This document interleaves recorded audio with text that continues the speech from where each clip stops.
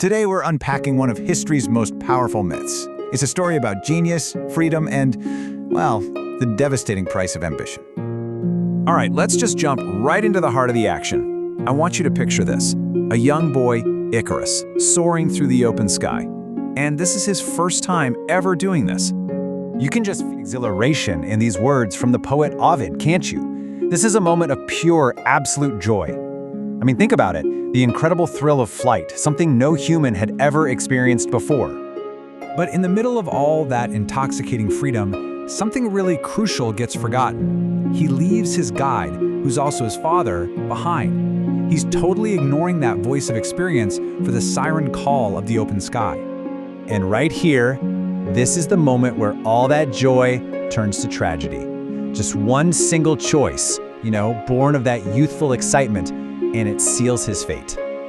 So, this whole scene is really just the beginning of the end. But it brings up a huge question, doesn't it? How in the world did a father and son even end up here, flying on wings made of wax and feathers in the first place? Well, to answer that, we've got to go back a bit.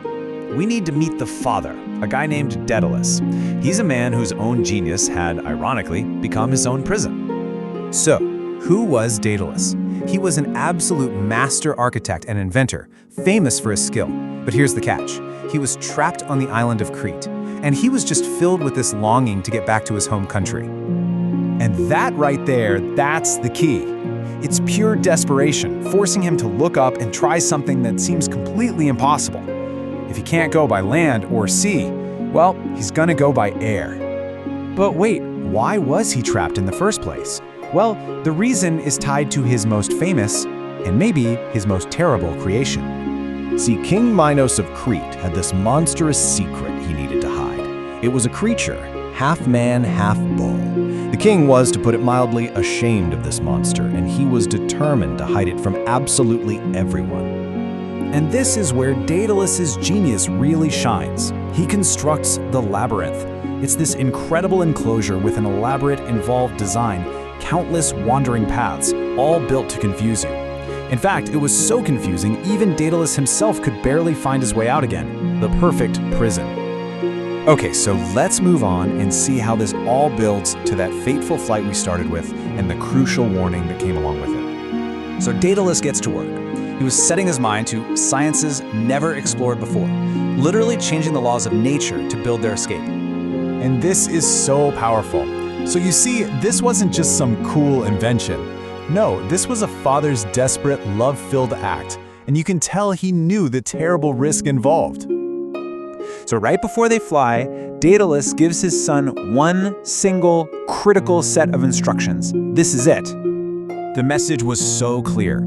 If you fly too high, the sun will scorch your feathers. If you fly too low, the water will make them heavy and weigh you down. The takeaway, balance is everything. Ambition has to be tempered with a little bit of caution. And that brings us right back to where we started, to the legacy of the fall, to witness the tragedy and really understand why this story still hits home. He ignored the warning.